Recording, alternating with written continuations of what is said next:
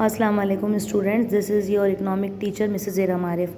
आज की वीडियो में हम एडवांटेजेस पढ़ेंगे फ़ॉरेन ट्रेड के कि क्या एडवांटेजेस हैं। एडवांटेजेस, इसका पहला एडवांटेज ये है कि जब हमारे पास कुछ इस तरह की चीज़ें होती हैं, हमारे रिसोर्सेज कम होते हैं, तो वो चीज़ हम प्रोडक्शन अगर करना चाहें मुल्क में तो उसकी कॉस्ट ज़्यादा आ रही होती है प्रोडक्शन की। लेकिन अगर हम इंपोर्ट कर रहे हैं उन्हीं चीज़ों को तो उसकी कॉस्ट कम हो जाती है।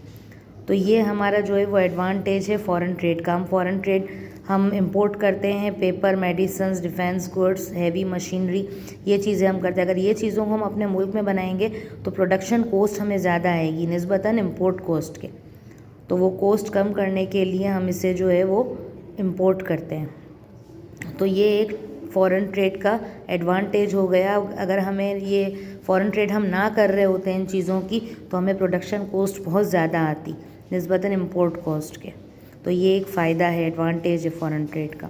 दूसरा हमारे पास जो है वो ये है कि हम जब हमारा एग्रीकल्चर मुल्क है, हम जो चीज़ें ज़्यादा होती हैं यानी जो चीज़ इतनी ज़्यादा प्रोडक्ट कर रहे होते हैं जो सरप्लस में आ रही होती हैं, यानी हमारी नीड्स को पूरा करने के बाद जब कंट्री की नीड पूरी हो जाती है उसके बाद जो चीज़ें हमारे पास बचती हैं वो सरप्लस कहलाती हैं।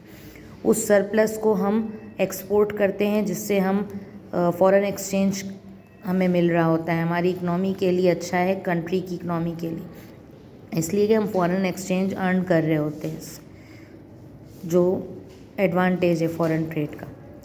तीसरे में ये है कि फ़ॉरेन ट्रेड किसी भी मुल्क की जो है वो प्रोग्रेस को बढ़ाने में अहम किरदार अदा करता है। वो इस तरह के आपस में रिलेशंस अच्छे हो जाते हैं, कल्चरल रिलेशंस अच्छे हो जाते हैं और जो है वो कॉन्फिडेंस क्रिएट होता है और इंटरनेशनल पीस और फ्रेंडशिप मार्च जो है वो इससे अमल में आता है फ़ॉरेन ट्रेड से।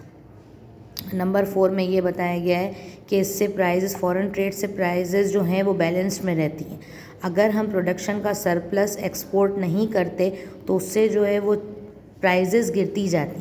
अगर मुल्क में कोई चीज़ बहुत ज़्यादा पैदा हो रही है मगर हम उसे फ़ॉरेन नहीं वो ट्रेड कर रहे हैं, हम उसे बाहर नहीं एक्सपोर्ट कर रहे हैं, तो उन चीज़ों की प्राइस मुल्क में गिरती जाएगी। जैसे कि पाकिस्तान जो है वो कॉटन, राइस, ये चीज़ें बहुत अच्छी प्रोड्यूस कर रहा होता है और इनका सरप्लस जो है वो एक्सपोर्ट कर रहा होता है। अगर वो नहीं करेगा तो यहाँ पे इसकी प्राइसेस गिरती जाएंगी और जब प्राइसेस गिरती जाएंगी तो प्रोड्यूसर्स अपना नफ़ा नहीं कमा सकेंगे, उन्हें उतना प्रॉफिट नहीं मिलेगा। जब प्रॉफिट नहीं मिलेगा तो वो उस चीज़ को ख़त्म कर देंगे प्रोड्यूस करना।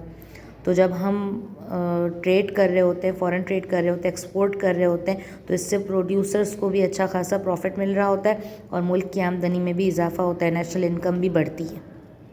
तो ये सबसे बड़ा फ़ायदा होता है। नंबर 5 में ये बताया गया है इसमें कि जो है वो एम्प्लॉयमेंट अपॉर्चुनिटीज़ बनती हैं। ज़ाहिर है जब हम एक्सपोर्ट कर रहे होते हैं किसी बड़े पैमाने पे तो हमें उतने लोग भी चाहिए होते हैं, उतने एक्सपर्ट्स भी चाहिए होते हैं। जो चीज़ हम बना रहे होते हैं, हम ये चाह रहे होते हैं कि एक्सपोर्ट का लेवल हमारा बहुत अच्छा रहे। तो एक्सपोर्ट का लेवल कब अच्छा रहेगा? जब हम अच्छी चीज़ें एक्सपोर्ट करेंगे, मयारी चीज़ें एक्सपोर्ट करेंगे।